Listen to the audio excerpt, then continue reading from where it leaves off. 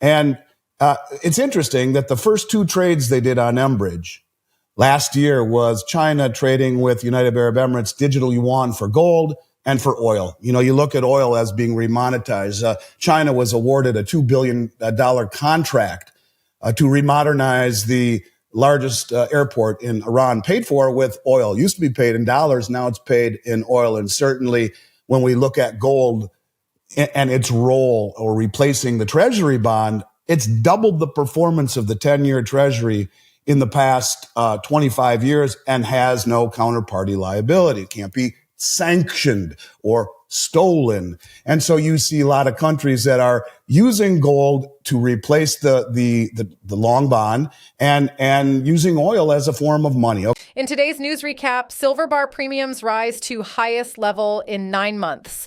Premiums on gold and silver coins and bars have been on the low side ever since the panic over the 2023 bank failures calmed down. Retail investors have been selling back silver at higher than normal levels over the past year, which had left local coin shops burdened with excessive inventory. That helped to keep premiums low, although in the past 3 days, there's been a substantial change in silver premiums. Matt Riley of EF Bullion reports that wholesale premiums for generic bars have risen from 10 cents to 50 cents in the past few days. A level, he says, premiums haven't reached in at least 9 months. We also talked last week about how Matt has been seeing silver coins and bars melted down into investment bars that are being used to meet industrial demand, which makes it even more interesting to see the change in premiums. Later this week, we'll examine whether the bulk of the retail selling has already occurred. But the premium increase is worth taking note of, as we've seen several periods since 2020 where there's been a surge in demand that's driven premiums higher for extended periods of time. In some cases, significantly higher, such as when American Silver Eagles were trading as high as $18 over spot in 2022. Keep in mind that a shortage of a particular retail product is different from an outright shortage of physical silver needed to make those products. But with the election, the Fed's rate cuts, and the BRICS meeting still on deck this year, it certainly wouldn't be a surprise to see another surge in premium levels. Now we'll show you the best clips of the latest interview, but first, smash the subscribe button, hit the like button, and turn on notifications so you do not miss out our daily recaps. Enjoy the episode. You don't have to be a rocket scientist or even particularly astute to see the crumbs that are left at our feet. The question is, can you put these crumbs together in the form of a cookie?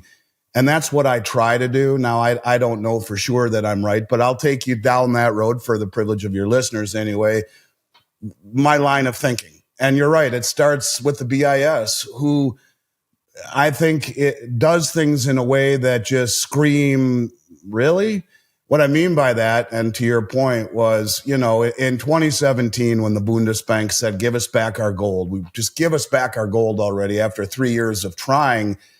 What became interesting was the other banks within a few weeks that decided to do the same thing, repatriating their gold from the New York Fed, that being the Bank of Hungary, Turkey, Poland, Austria, the Czech National Bank, the Dutch National Bank, all of these banks that give us back our gold, which was unusual in 2017 after 6 years of the market heading down. And the following year in 2018, those same banks bought more gold as a group than they did in the previous 60 years combined.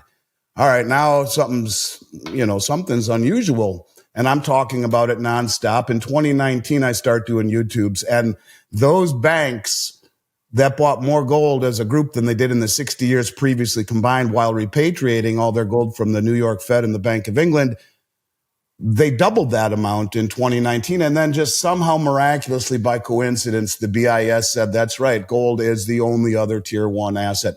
And that's really when I started to follow you very closely, because you might have been the only other one around that was talking about this. And it started to make sense to me, like, yeah, well, the BIS obviously, as the most powerful bank on the planet, told these central banks, listen, Here's the plan. It's going to be reclassified tier 1. You might want to bring it home. You might want to start buying it.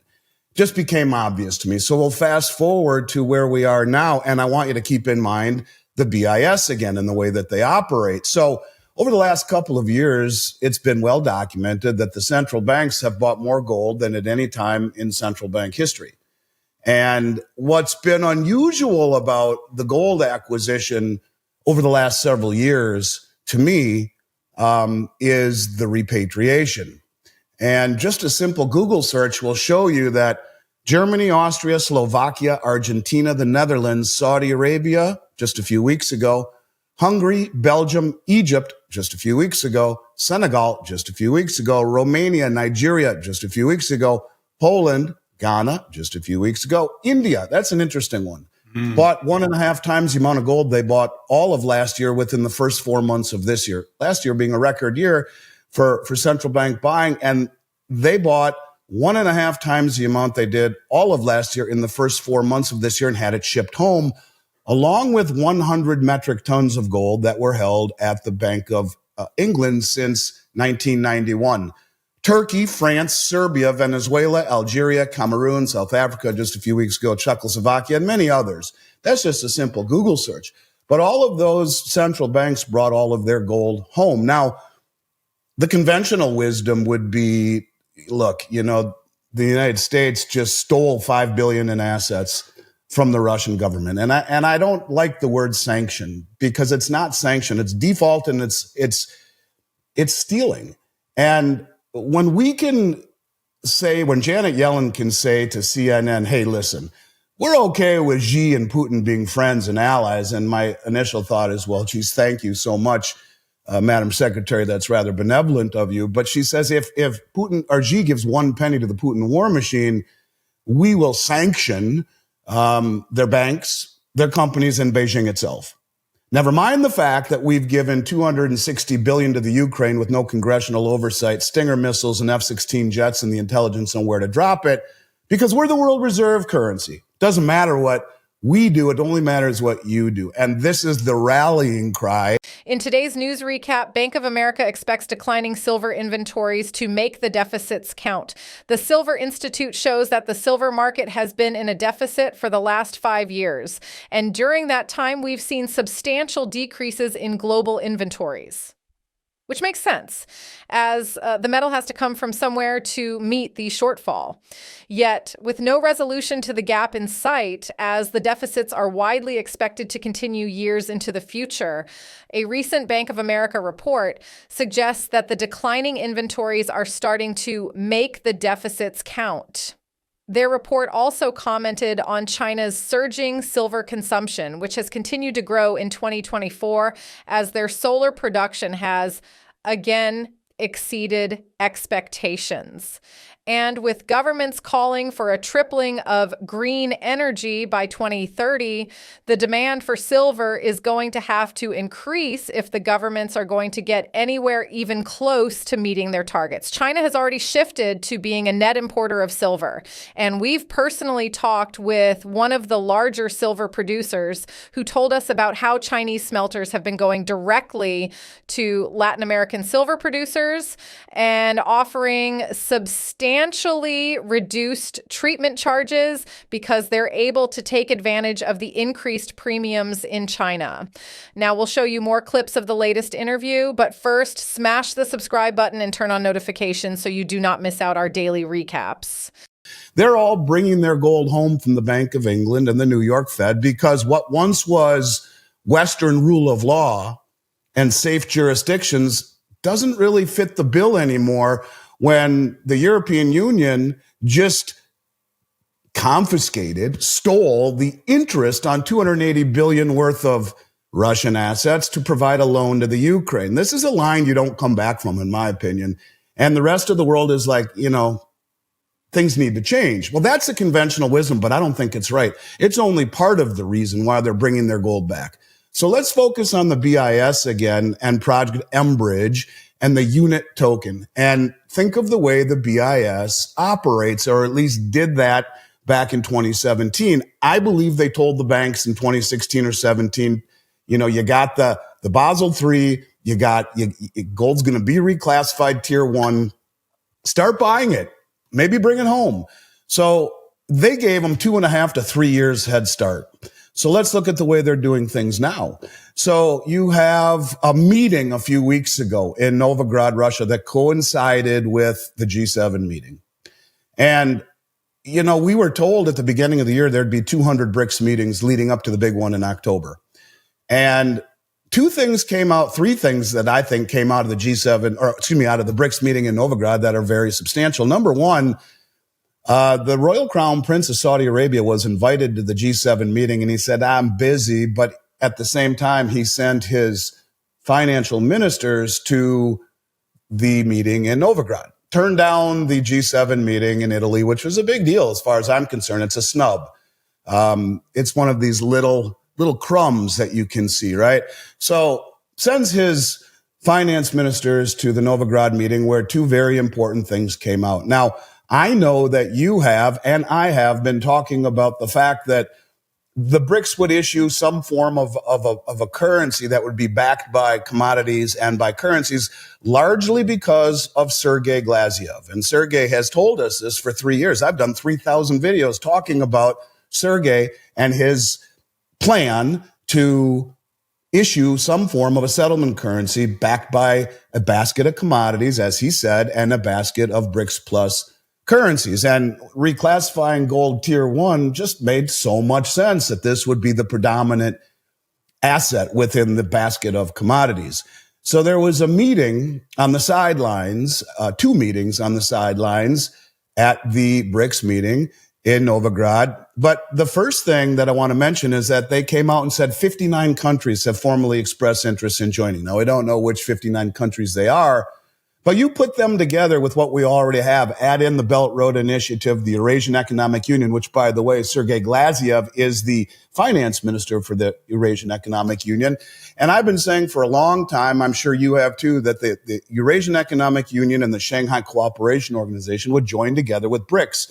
You got the president of Belarus calling for a summit to do just that. They will join. But you put those two groups in with the BRICS, in with the Belt Road, and the 59 countries that are applying, you're talking the majority of human population. Not just that, 2 of the 3 largest nuclear arsenals in the world, the majority of global GDP, the majority of commodity production and refining. This is no small deal. So anyways, Dilma Rousseff, the former president of Brazil, now the head of the BRICS New Development Bank, not a small position, came out and said, I had 2 meetings on the sidelines with Sergei Glaziev and Putin. And in principle, we have agreed to a new settlement currency. And I think it's important to highlight the word settlement. This is not a BRICS currency. It is a common settlement currency that they are proposing. And she said, in principle, we have agreed to it. It will be called the unit. And it will be 40% gold in kilobar form, deliverable on request, and 60% a basket of BRICS plus currencies. And, they took out the commodity part and just used gold, the only other tier 1 asset, which the central banks have been buying hand over fist. Just makes sense, right? So in reading the white paper on the unit, I noticed some very interesting things. But before I touch on that, if you look at Project Embridge is a cross-border payment service and or vehicle that sidesteps the SWIFT and allows for these countries to trade their central bank digital currencies with one another outside the Western intermediary banks. No SWIFT, no sanctioning, if you will. And it was a joint effort between China, Hong Kong, Thailand, and the United Arab Emirates.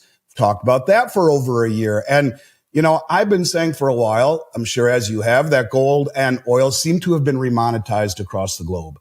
that they are worth more than the currencies that are used to buy them, certainly worth more than the dollars that are used to buy them. What do you think of Andy Schectman's take? Will the East versus West war end up in a massive gold and silver price squeeze? Will the dollar collapse in 2025 as the BRICS nations take over? Share your honest opinion in the comments section down below. Send a super thanks if you find our recaps valuable, and make sure you see this video right here because it's a perfect fit for you. I see you on the other side.